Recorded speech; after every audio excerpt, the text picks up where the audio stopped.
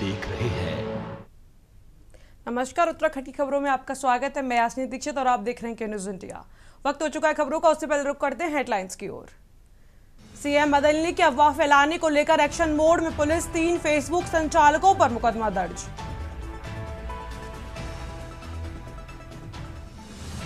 उत्तराखंड की पंचायतों में 3,34,190 पदों के लिए जल्द उपचुनाव कराएंगी तैयारी। 20 सितंबर तक हो सकते हैं उपचुनाव। उत्तराखंड परिवहन निगम की बसों के पार्किंग शुल्क में वृद्धि, आईएसबीटी पर देनी होगी दुगनी फीस। देश के 31 शहरों में सबसे असुरक्षित देहरादून, एनडीडब्ल्यू की रिपोर्ट में देहरादून महिलाओं के लिए असुरक्षित शहरों में से शामिल। उत्तरकाशी में फिर बिगड़े हालात, सियाना चट्टी में बढ़ा झील का जलस्तर, मोटर पुल के ऊपर पहुंचा यमुना का पानी। उत्तराखंड में देहरादून समेत कई जिलों में भारी बारिश का रेड अलर्ट, स्कूलों में अवकाश घोषित, बाढ़ की चेतावनी भी जारी। आप देख रहे हैं के न्यूज, खबरों का सारथी। रुक करते खबर की ओर। पिथौरागढ़ जनपद के धारकुचला विकासखंड स्थित एलागाड में भूमिगत एनएचपीसी पावर हाउस की टनल के मुहाने पर भूस्खलन की गंभीर घटना सामने आई। भारी मात्रा में मलबा और पत्थर जमा होने से टनल का मार्ग अवरुद्ध हो गया, जिससे भीतर कार्यरत 19 कर्मियों को फंसे होने की सूचना मिली। जिलाधिकारी विनोद गोस्वामी ने जानकारी दी कि जिला प्रशासन और बीआरओ की तत्परता से राहत एवं बचाव कार्य युद्ध स्तर पर जारी है। सुरंग के मुहाने से मलबा हटाया जा रहा है और इमरजेंसी स्टाफ एरिया की सफाई भी लगातार की जा रही है। अब तक 8 कर्मियों को सुरक्षित बाहर निकाला जा चुका है, जबकि शेष 11 भी सुरक्षित हैं और प्रशासन उनके संपर्क में बना हुआ है। एनएचपीसी, एनडीआरएफ, सीआईएसएफ और अन्य बचाव दलों के संयुक्त प्रयासों से स्थिति पर नियंत्रण पाने की कोशिश लगातार जारी है।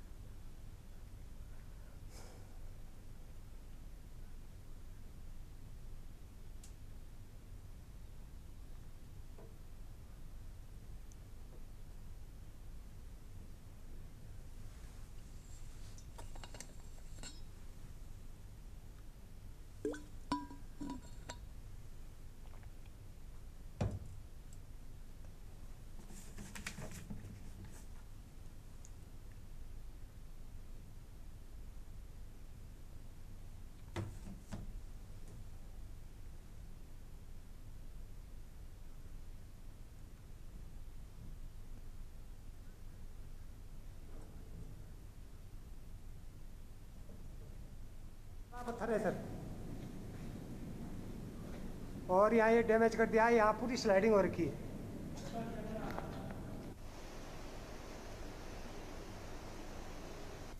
आज जनपद पिथौरागढ़ के धारचूला क्षेत्र में एनएचपीसी के पावर हाउस जो कि एलागाड़ में है, उस पावर हाउस के मुहाने पर बड़े एक लैंडस्लाइड की घटना हुई थी, जिसमें जो पावर हाउस है उसको जाने वाली सुरंग है उसका मुहाना बंद हो गया था। इस घटना में के समय पर वहाँ पर 19 जो कर्मचारी और अधिकारी हैं एनएचपीसी के पावर हाउस में वो कार्य कर रहे थे। तत्काल कार्रवाई करते हुए प्रशासन के द्वारा मलबा हटाने की कार्रवाई को करा गया है। वर्तमान में मलबा हटा दिया गया है और जो इमरजेंसी शाफ्ट वाला एरिया है वहाँ से भी मलबा हटा दिया गया है। वर्तमान में 19 में से 8 जो लोग हैं उनको इवैक्यूएट कर लिया गया है और 11 को भी इवैक्यूएट करने की कार्रवाई चल रही है। वर्तमान में स्थिति सामान्य है। अगली खबर की ओर रुख करते हैं। उत्तराखंड में एक बार फिर मौसम विभाग का ऑरेंज अलर्ट जारी हुआ। प्रदेश के कई जिलों में अगले 24 घंटे में भारी बारिश की चेतावनी दी गई। प्रदेश में लगातार हो रही बारिश के चलते अब तक 200 से ज्यादा सड़कें बाधित हैं। अगले 24 घंटे और सतर्क रहने की आवश्यकता है।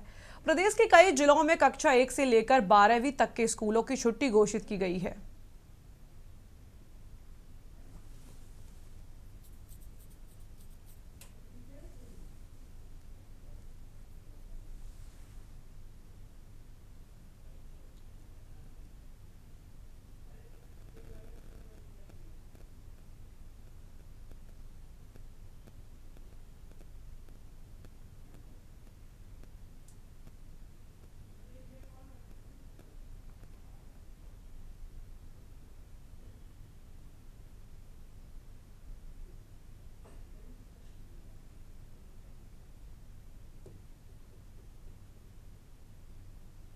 खबर विकासनगर से है, जहां सहसपुर LIU यूनिट और सेलाकुई पुलिस ने संयुक्त कार्रवाई करते हुए ऑपरेशन कालनेमी के तहत बांग्लादेशी नागरिक को गिरफ्तार करने की बड़ी सफलता प्राप्त की।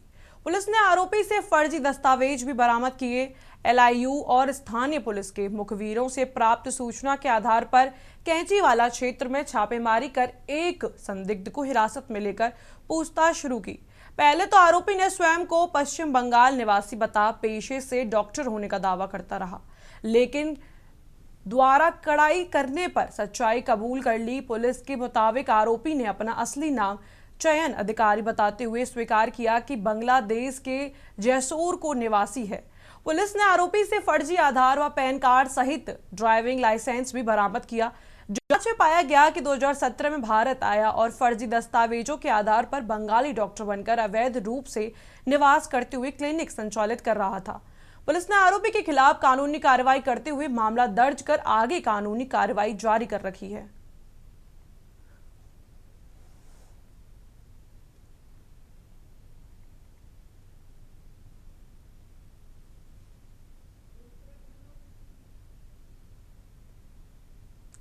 हरिद्वार के थाना रानीपुर क्षेत्र में 26 अगस्त को बेल रिटायर्ड गुलवीर चौधरी के घर पर हुई लूट की घटना पर पुलिस ने खुलासा कर दिया। हरिद्वार पुलिस ने लूट में शामिल 4 आरोपियों को गिरफ्तार कर उनके पास से लूटा गया सारा सामान बरामद कर लिया। हालांकि एक आरोपी अभी भी फरार है, जिसकी तलाश में पुलिस लगातार दबिश दे रही है। SSP प्रेमेंद्र डोभाल ने जानकारी दी कि घटना के समय गुलवीर चौधरी घर पर मौजूद नहीं थे और उनकी बेटी मोना को तमंचे से डराकर लूट को अंजाम दिया गया। मुख्य आरोपी अजीत, जो रानी के टिहरी विस्थापित कॉलोनी का निवासी है, ने पहले गुलवीर चौधरी के साथ जमीन का सौदा किया था। विवाद के चलते वह अपने पैसे वापस लेना चाहता था और इसी कारण उसने मुजफ्फरनगर निवासी सोमपाल व 2 अन्य साथियों के साथ मिलकर लूट की योजना बनाई। पुलिस ने चारों आरोपियों को गिरफ्तार कर लिया है और उनके पास से लूटा गया सामान बरामद कर लिया गया है। फरार आरोपी की जल्द गिरफ्तारी की उम्मीद जताई जा रही है।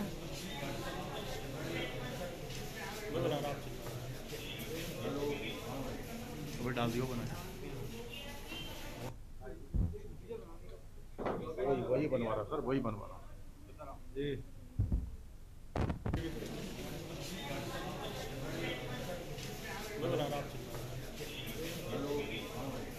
डाल दियो बना,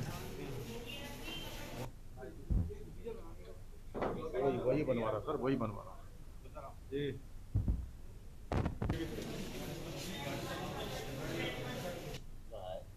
शीघ्र ही उसकी भी अरेस्टिंग कर दी जाएगी। इनके द्वारा लूटा गया सामान करीब 3 लाख से ऊपर की नकदी और अन्य ज्वेलरी वगैरह हम लोगों के द्वारा बरामद की गई है।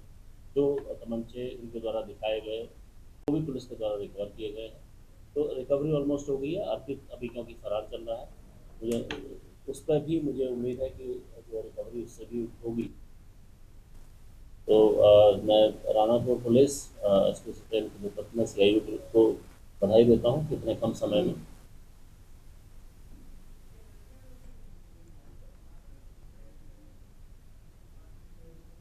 अगली खबर की ओर रुख करते हैं। खबर विकासनगर से। विकासनगर के सेलाकुई में वाहन से बरामद पशुओं की हड्डियों का मामला तुल पकड़ा गया। दोनों पक्षों ने एक दूसरे पर मारपीट, तोड़फोड़, आगजनी और धार्मिक भावनाएं भड़काने के आरोप लगाते हुए मुकदमे दर्ज कराए हैं, जिसको लेकर सेलाकुई थाना पुलिस जांच में जुटी है। वहीं मृतक पशु सब निस्तारण समिति के ठेकेदार ने उनके वर्करों पर दर्ज मुकदमे का विरोध किया है। उनका कहना है कि वैध दस्तावेजों के बावजूद उनके वर्करों से मारपीट हुई और वाहन में तोड़फोड़ कर आग लगाई गई। फिर भी कार्रवाई उल्टे उन्हीं के खिलाफ की जा रही है। समिति ने चेतावनी दी कि यदि 1 हफ्ते में दोषियों पर सख्त कार्रवाई नहीं हुई तो पक्षवादून से लेकर पूरे जिले में पशु शव उठान कार्य का बहिष्कार कर दिया जाएगा।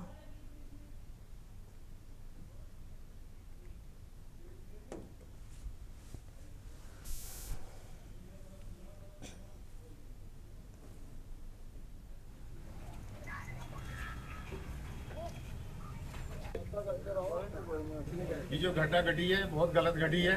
अगर कोई इस चीज का कोई कार्य करते ले भी जा रहा था, अगर उस पर किसी को संदेह था तो पुलिस को सूचना करते। ये अधिकार पुलिस का है, ना कि किसी आम व्यक्ति का। अगर वो गलत होते तो जो पुलिस का होता पुलिस करती। जो भी दंड देना तो पुलिस का काम है, कानून से ऊपर बढ़ के कोई चीज नहीं है। आपकी क्या मांग है? हमारी सिर्फ ये मांगे भी हमारा भी डोईवाला ब्लॉक में 2 पंजीकृत सोसाइटियाँ है। एक खादी उद्योग लखनऊ से पंजीकृत है 1990 से। उसके बाद हमारा ये उत्तराखंड अलग हुआ है राज्य। उसके बाद अल्मोड़ा से एक सोसाइटी पंजीकृत हुई है। इसमें यही मृत्यु निस्तारण का ही कार्य है और वो लोग स्थानीय है जो इस कार्य को करते हैं। और ये कार्य जिला पंचायत से लगभग 50 साल से करते आ रहे हैं। 1950 से जब से जिला पंचायत लगभग 60 साल हो गए हैं। आज इसलिए आए थे कि हमारा जो है आपस में जो है पूरे जिले का ये सभी ठेकेदारों का ये हुआ जो घटना घटी है चेलाकोई में, आगजनी हुई है, गाड़ी जला दी गई है, हमारे जो लड़के हैं काम करने वाले हैं उनके साथ में बदतमीजी करी, मारपीट करी गई। उसके उस विषय में हम यहाँ आए थे। ये एक्शन ले रही है कि हम शासन प्रशासन को, राज्य सरकार को ये बताना चाहते हैं कि 1 हफ्ते के अंदर जिन लोगों की जिन्होंने इसमें काम में वो काम करा, आगजनी का काम करा, चाहे वो किसी भी संगठन का है, चाहे बजरंग दल का है, हिंदू परिषद का है, चाहे वो RSS के आदमी है, चाहे वो भाजपा के आदमी है, जो भी इसमें दोषी हो उनके खिलाफ कानूनी कार्रवाई करी जाए। 9:30 बजे के बीच एक सूचना प्राप्त हुई थी जिसमें ये था कि एक पिकअप वाहन है जिसमें पशु अवशेष हैं और वो लेकर पिकअप वाहन जा रहा है, जिसको कुछ लोगों के द्वारा रोका गया था। तो इस सूचना पर पुलिस मौके पर जाती है और उस पिकअप वाहन को लेकर थाने लाया जाता है और उस संबंध में हमारे पास तहरीर आई हुई है। मैं जो लोग थे उन्होंने तहरीर दी उस पिकअप वाहन के अगेंस्ट कि उसमें अवैध रूप से पशुओं का परिवहन किया, मृत पशुओं के अवशेषों का परिवहन किया जा रहा था। तो इस पर अभी हमने जिला पंचायत से भी बुलवाया था अधिकारियों को और उनसे भी उसकी जो परमिशन दिखाई गई उसको भी चेक करवाया गया और उनके भी बयान लिए जा रहे हैं। और अब दोनों ही पक्षों की तहरीर के आधार पर, क्योंकि दूसरे पक्ष ने तहरीर दी है कि उनसे मारपीट करी गई और ऐसा, तो दोनों ही पक्षों की उसके आधार पर हम मुकदमा कायम कर रहे हैं दोनों तरफ से। अगली खबर की ओर रुख करते हैं। हल्द्वानी में अंतर्राष्ट्रीय स्टेडियम, रेलवे स्टेशन और गोला पुल सहित अप्रोच रोड के उदारीकरण को लेकर सांसद अजय भट्ट ने कहा कि 26 करोड़ की लागत से अकेले अंतर्राष्ट्रीय स्टेडियम की सुरक्षा के काम किए जा रहे हैं। हालांकि अभी तक 6 महीने और लगेंगे। इस बरसात में काफ़ी हद तक बचाव के कार्य होने से स्टेडियम को नुकसान नहीं हुआ। इसके अलावा रेलवे स्टेशन और अप्रोच रोड को लेकर इस बरसात के बाद तेजी के साथ काम शुरू किया जाएगा। साथ ही गोला पुल को सुरक्षित रखने के लिए पुख्ता इंतजाम किए गए हैं। सांसद अजय भट्ट का कहना है कि इस बार सुरक्षात्मक कार्यों के बाद भी सभी आपदा प्रभावित क्षेत्र काफी हद तक सुरक्षित हो जाएंगे। गौरतलब है कि पिछले साल से भारी बरसात के बाद से अंतर्राष्ट्रीय स्टेडियम, रेलवे स्टेशन, गोला पुल और अप्रोच रोड को खतरा पैदा हो गया है।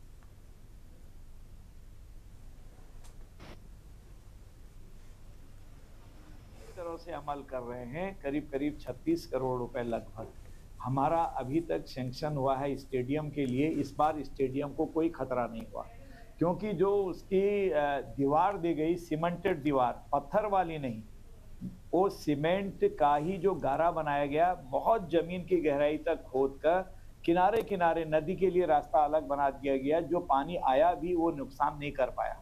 अब अभी उसमें काम होना बाकी है, करीब 6-7 महीना और लगेगा। ये बरसात निकलने के बाद ऊपर से भी भर दिया जाएगा। जितना बहा के ले गया था वो हमेशा के लिए हम स्टेडियम को पक्का बना रहे हैं। मैं 2-3 बार गया भी हूं और अभी मैंने लिखित भी मांगा है उनसे समीक्षा। उन्होंने लिखित दिया है, वहाँ सिद्दकी बहन जी हैं कोई अधिकारी, एडिशनल डायरेक्टर, उन्होंने लिखित में दिया है कि कितना काम हुआ है, कैसा हुआ है, नुकसानी की क्या स्थिति है। अगली खबर की ओर रुख करते हैं। सरोवर नगरी नैनीताल के गणेश चतुर्थी के उपलक्ष्य में 27 अगस्त को गणपति बप्पा की मूर्ति स्थापना के बाद 4 दिवसीय धार्मिक अनुष्ठानों का समापन आज भव्य शोभा यात्रा के साथ हुआ। पारंपरिक ढोल, नगाड़ों और गाजे बाजे के साथ निकली इस शोभा यात्रा में श्रद्धालुओं की भारी भीड़ उमड़ी। नगर भ्रमण के बाद भक्तों ने गणपति बप्पा मोरया अगले बरस तू जल्दी आके जयकारों के साथ नैनी झील में गणपति का विसर्जन किया। इस आयोजन की अगुवाई श्री राम सेवा दल युवा वाहिनी ने की। स्थापना के अध्यक्ष मनोज कुमार ने बताया कि गणेश विसर्जन केवल एक धार्मिक परंपरा नहीं बल्कि यह जीवन की नश्वरता और परमात्मा की अनंतता का प्रतीक है। उन्होंने कहा कि उत्सव लोगों को आध्यात्मिकता और एकता का संदेश देता है। हमारा ये 5 दिन का कार्यक्रम था। ये जैसे 28 तारीख को हमने वो किया था, शुभारंभ किया था इसका, और 27 को किया था हमने, और आज ये क्या नाम है 31 तारीख को वो कर रहे हैं, हम लोग विसर्जन कर रहे हैं। और इसको पूरे मार्केट में जैसे बाजार से निकलते हुए हम लोग ठंडी रोड को जाके इसका विसर्जन करते हैं। यही क्योंकि ये दूसरा साल है हम लोग का, जितना भी अनुभव हो उसको हम लोग बांटे साझा कर रहे हैं, सभी लोकल के सभी आदमियों से साझा करते हैं कि ऐसे और बढ़ते चले जाए और जितना हो सके और बढ़िया करें। हम अगले साल इससे भी बढ़िया करने की कोशिश करेंगे। 28 तारीख को मूर्ति की स्थापना की थी और विधि विधान से इसकी स्थापना की थी और सुबह शाम आरती करी थी इसकी, और आज 31 तारीख को इसको विसर्जन करना है। पूरे नैनीताल में भ्रमण कराएंगे इनको, दिल्ली बाजार, मल्लिक बाजार, इसका भाजी गदेरी में इनका विसर्जन करेंगे। जैसे कहते हैं सुख शांति बनाए रखें और सबको आशीर्वाद दें अपना। अगली खबर की ओर रुख करते हैं। लालडाग चिल्लर खाल व मोटर मार्ग के जल्द निर्माण की मांग को लेकर रविवार को कोटद्वार में विभिन्न सामाजिक संगठनों ने विशाल जन चेतना रैली निकाली। चिल्लर खाल से शुरू हुई यह जन चेतना रैली 15 किलोमीटर के सफर के दायरे में लोगों को जागरूक करते हुए तहसील में समाप्त हुई। इस दौरान विभिन्न सामाजिक संगठनों ने जुड़े लोगों ने दिल्ली में इस मोटर मार्ग के निर्माण को लेकर संघर्ष कर रहे प्रवीण थप्पा की सराहना करते हुए कहा कि उत्तराखंड के कुमायूं और गढ़वाल मंडल को बिना यूपी की सीमा में गए एक मोटर मार्ग का निर्माण होना बहुत जरूरी है। लालडांग चिल्लरखाल रामनगर कोटद्वार जो मोटर मार्ग है, ये हमारे 2 कमिश्नरीज को जोड़ने वाला सबसे महत्वपूर्ण मार्ग है। उत्तराखंड का सबसे बड़ी लाइफलाइन इसको आप कह सकते हैं, और 25 साल हो गए हैं। और ये मैं सबसे महत्वपूर्ण बात यह है कि ये नई मांग नहीं है, ऑलरेडी एग्जिस्टिंग रोड थी। के बीच में एक अलग जगह है और आज हम यहाँ पर कोई पार्टीवाद करने नहीं आए हैं। हम सिर्फ जनता को जागरूक करने के लिए आए हैं कि जनता जागे और घरों से बाहर निकले, क्योंकि उस रोड से हमारा देहरादून जाने तक का रास्ता सफर होता है। खबर की ओर रुख करते हैं। स्कैम तस्करी के मामले में बदनाम रहा विकासनगर का कूंजा गांव अब बदलने लगा है। यहां के युवाओं और जनप्रतिनिधियों के नशे के खिलाफ मोर्चा खोल दिया है, जिसकी गूंज अब आसपास के गांव तक पहुंच चुकी है। कूंजा गांव का नाम लंबे समय से स्मैक तस्करी के कारण सुर्खियों में रहा है। बताया जा रहा है कि जहां के कुछ लोगों ने यहां के युवाओं को नशे की लत में धकेल दिया। हालात इतने बिगड़ गए कि गांव की छवि तक खराब हो गई, लेकिन अब तस्वीर बदल रही है। स्थानीय युवाओं ने जनप्रतिनिधियों के साथ मिलकर नशा उन्मूलन को मुहिम छेड़ी है, जिसमें पुलिस ने भी सहयोग दिखाया।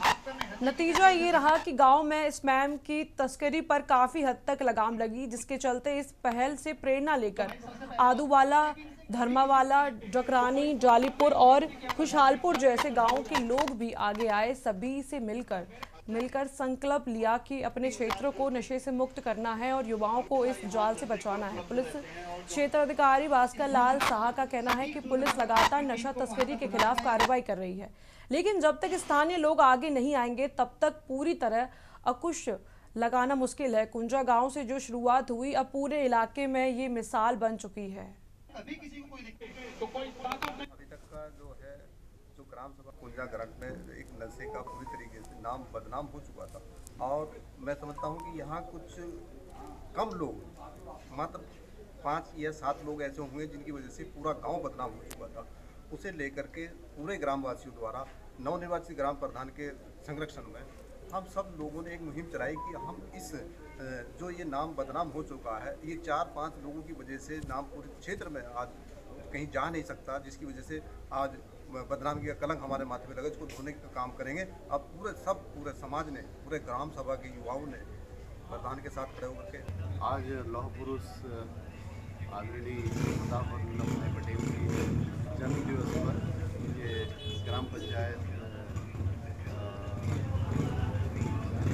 कुंजा ग्रांट और सभी ग्राम पंचायतें जो कि 9 वाला 100 वाला द्वारा आयोजित की गई थी। ये नशा मुक्ति के विरुद्ध नशा निवारण समितियाँ जो हमारे द्वारा बनाई गई हैं, उनके द्वारा ये आयोजित की गई थी, जिसमें नशे के परिणामों दुष्परिणामों से अवगत कराने और यहाँ के लोगों को उससे दूर रहने के लिए उनसे जागरूकता अभियान भी जारी किया गया था।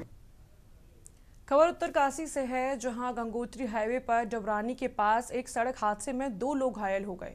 जानकारी पाकर पुलिस और एसडीआरएफ के जवानों ने मौके पर पहुंचकर दोनों पीड़ितों को रेस्क्यू किया। बताया गया है कि अंतर्राष्ट्रीय राजमार्ग पर डबरानी के पास स्कॉर्पियो अनियंत्रित हो गई। इसको स्टीयरिंग पर काबू न रखने से गाड़ी सड़क से उतरकर करीब 20 मीटर खाई में जा गिरी। हालांकि भागीरथी नदी पास से ही प्रभावित होती है, लेकिन गनीमत रही कि स्कॉर्पियो भागीरथी के प्रवाह की जद में नहीं आई। इसे सूचना मिलते ही मौके पर पुलिस पहुंची और एसडीआरएफ जवानों ने गाड़ी सवार दोनों लोगों को बाहर निकाल लिया। घायल 45 वर्षीय जयपाल सिंह पुत्र सूर्य सिंह, 35 वर्षीय यशपाल पुत्र शिवराम निवासी युतोड़ी देहरादून को 108 एम्बुलेंस से नजदीकी गंगनाना अस्पताल पहुंचाया गया। नेटवर्क आ गया। फिलहाल इस बुलेटिन में इतना ही। आप देखते रहिए के न्यूज़ इंडिया। आप देख रहे हैं के न्यूज़, खबरों का सारथी।